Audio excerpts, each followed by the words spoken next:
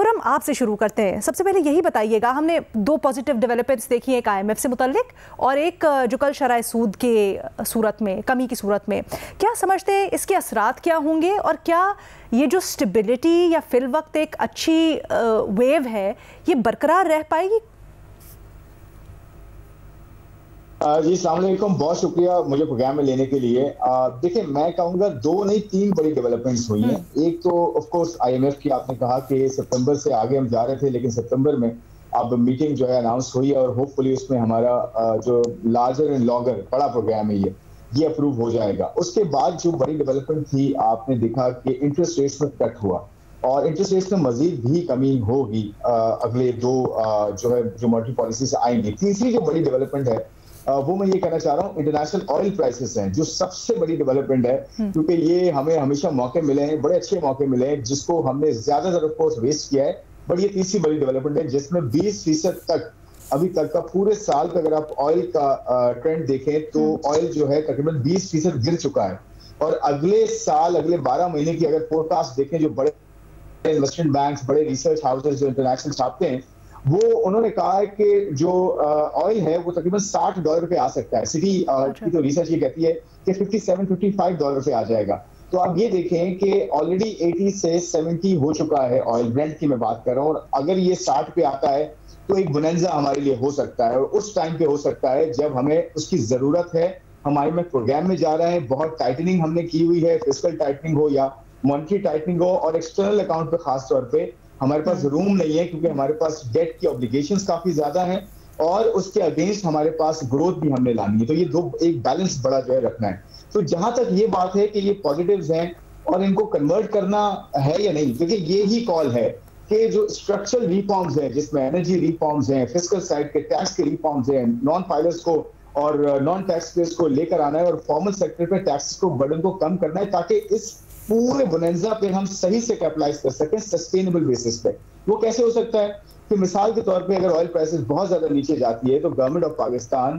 اس کو سبسڈیز میں نہ بہا دے, اس کو فسکل آسٹریٹی کو مزید بہتر کرے, اپنے خرچوں کو کم کرے, ریونیوز کو اس جگہ پہ بڑھائے جہاں سے نہیں لے رہی. مثال کے طور پر بہت ریسنٹلی ریٹیل سیکٹر پہ جو ہے بات کی گئی تھی, اور ریٹیل سیکٹر کو آن بورڈ دیا جا رہا ہے, یہ بہت اچھی ڈیولپمنٹ ہے. اس کے ساتھ agriculture sector, real estate, land, یہ 3 بڑے سیکٹرز ہیں علینا جو کہ بہت بڑا پورشن ایڈ کر سکتے ہیں. اور similarly salaried class, non salaried class, corporate sector سب سے بڑی بات ہے, 40% 50% ٹیکس اس کو کم کیا جا سکتا ہے. تو at the same time tax صحیح جگہ سے لینا, خرچوں کو کنٹرول کرنا, اپنی وزارتوں کو کم کرنا, نیچرلی وہ صوبوں کو زیادہ ٹرانسفر کرنا, اور صوبوں کی لوکل گورنمنٹ میں اس کو کنورٹ کرنا ہے عام آدمی کی بہتری کے لیے, اور ساتھ ساتھ انفلیشن میں کمی, انٹرسٹ ریٹس میں کمی, جو بزنس انوائرمنٹ کو آپ کو بہتر کر سکتی ہے. انٹرنیشنل آئل پرائسز نیچے آ رہی ہیں, اس کو میرے خیال میں ضائع نہیں کرنا چاہیے. اس چیز کو کیپٹلائز کرنا چاہیے اپنے اسٹرکچر ریفارم سے, تاکہ IMF کے ہم شرائط بھی پوری کریں اور ایک اچھا آخری اور اگر کر لیتے ہیں تو آپ ہوپ فل ہیں, اگر کر لیتے ہیں تو آپ ہوپ فل ہیں, آپ کو لگتا ہے کہ عوام کے لیے بھی کچھ نہ کچھ اس سے نکل سکتا ہے, رائٹ؟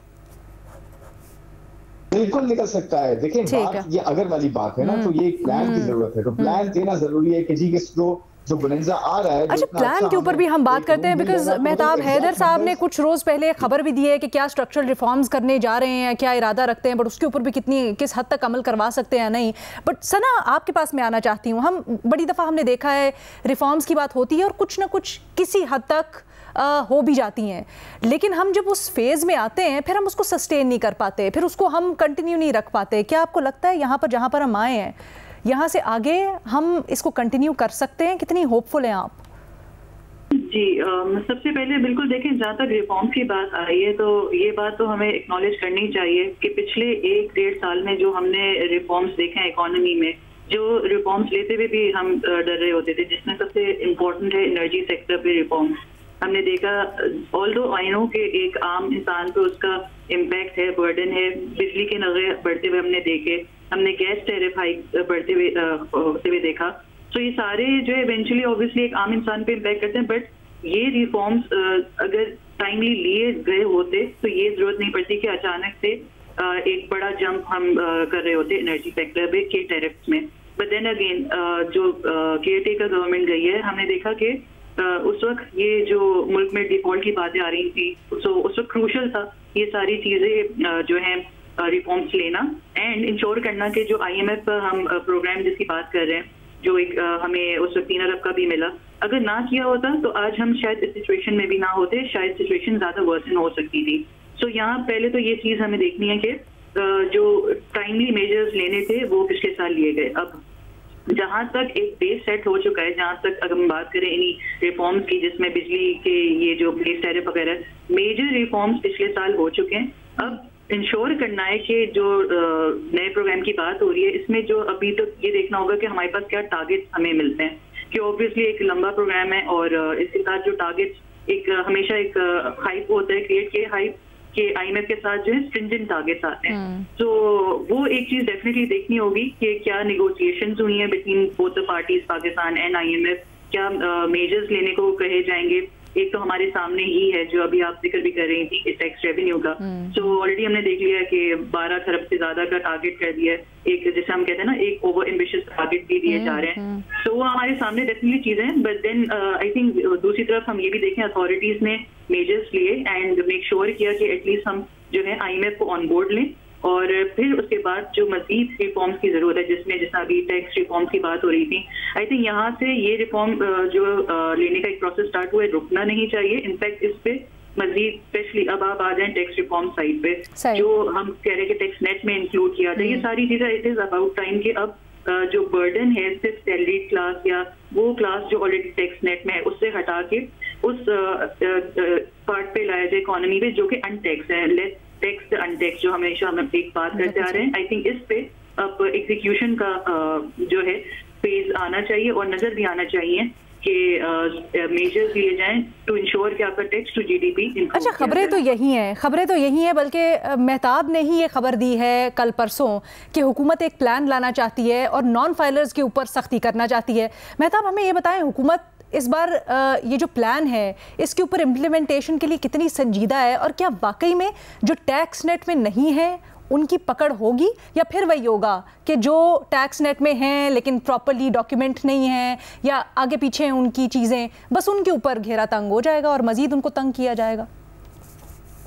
جی بسم اللہ الرحمن الرحیم. دیکھیں بنیادی طور پر پاکستان میں اس ٹائم کو 5.5 سے 6 ملین جو ہے وہ فائلرز ہیں. اب آپ اندازہ لگا لیں کہ اس میں سے 2 ملین سے زائد جو ہیں وہ نیل فائلرز ہیں. وہ صرف اس وجہ سے ٹیکس سسٹم کے اندر ہیں کہ انہوں نے کوئی گاڑی خریدنی ہوتی ہے یا انہوں نے کوئی پراپرٹی خریدنی ہوتی ہے, اور وہ کسی قسم کا کوئی ٹیکس ادا نہیں کرتے, صرف ریٹرن فائل کر دیتے ہیں. ابھی حکومت یہ پلان کر رہی ہے کہ وہ ان کے ایکسپینڈیچرز کو دیکھے, اور جتنا ایک معلومات کے نام سے ایف بی آر کے پاس ڈیٹا سیٹ موجود ہے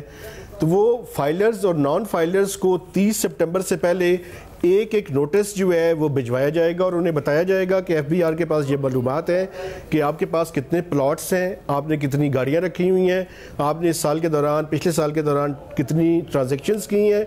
تو آپ مہربانی کریں اگر آپ ٹیکس دے رہے ہیں تو بہت شکریہ, اور اگر آپ نہیں دے رہے تو آپ ٹیکس نیٹ کے اندر آ جائیں. لیکن اس کے لیے بنیادی بات یہ ہے کہ حکومت کو اپنی پولیٹیکل ول جو ہے وہ شو کرنی پڑے گی. ابھی آپ نے دیکھا کہ ریٹیلرز کے اوپر حکومت نے ایک سکیم دی, لیکن اس پہ ابھی تک 5 یا 6 لاکھ روپے وہ ٹیکس آیا ہے, 50 ارب روپے کا ٹارگٹ ہے. حکومت ابھی بھی اب یہ تجاویز لے کے جا رہی ہے کہ جو نان فائلرز ہیں یا نیل فائلرز ہیں ان کے اکاؤنٹس کو جو ہے وہ فریز کر دیا جائے, بین کر دیا جائے کہ وہ کسی قسم کا پلاٹ یا گاڑی نہ خرید سکیں, اور اس کے ساتھ ساتھ جو یوٹیلٹیز ہیں ان کو بھی ڈسکنیکشنز کے جو ہے وہ ایف بی آر کے پاس پاورز آ جائیں کہ وہ متعلقہ اداروں کو کہیں کہ ان لوگوں کی جو یوٹیلٹیز ہیں ان کو ڈسکنیکٹ کر دیں. لیکن اس کے لیے ایک پولیٹیکل ول چاہیے. کیا حکومت کے پاس وہ پولیٹیکل ول موجود ہے؟ ابھی ایک اور بھی تجویز ہے, وہ تجویز یہ ہے کچھ ٹیکسیشن کے میجرز بھی مزید لینے ہیں. ود ہولڈنگ ٹیکسز کے ریٹس میں اضافہ کرنا چاہتے ہیں. جی ایس ٹی جو ریڈیوسڈ ریٹس ہیں, فار انسٹنس ٹریکٹر کے اوپر 10% جی ایس ٹی ہے, وہ تجویز ہے کہ اس کو سٹینڈرڈ ریٹ 18% پہ کر دیا جائے.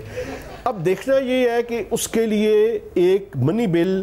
لانا پڑے گا حکومت کو, یہ پاورز لینے کے لیے بھی اور ٹیکسیشن میجرز کے لیے بھی, یا آرڈیننس لا سکتے ہیں. تو یہ وہ چیزیں ہیں جو حکومت کو اپنی پولیٹیکل ول کو کرنا پڑے گا. اور اس کے ساتھ ساتھ ایگریکلچر انکم ٹیکس جو پروونشل سبجیکٹ ہے اس کے لیے بھی بڑا ضروری ہے کہ وہاں پہ 31 अक्टूबर की डेडलाइन है IMF के प्रोग्राम के अंदर, उस टाइम तक उसकी लेजिस्लेशन करनी है और जनवरी से उसकी कलेक्शन करनी है, चूंकि उसके रेट्स बड़े कम हैं। और दूसरी तरफ ये जो बात कर रहे थे शहजाद साहब, ये बड़ी इंपॉर्टेंट है, इंटरनेशनल मार्केट में ऑयल की प्राइसेस कम हो रही हैं। पेट्रोलियम लेवी जो है उसको भी हुकूमत सोच रही है कि थोड़ा सा बढ़ाया जाए,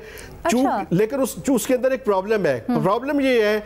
कि पाकिस्तान में पेट्रोलियम प्रोडक्ट्स की कंजम्पशन कम हो गई है, तो जो पेट्रोलियम लेवी का टारगेट था वो भी अचीव नहीं हो रहा। तो ये भी एक अंडर कंसिडरेशन है कि उसको मजीद 5 या 10 रुपए जो भी हुकूमत मुनासिब समझेगी। अच्छा, एक एक करके चीज कर लेते हैं।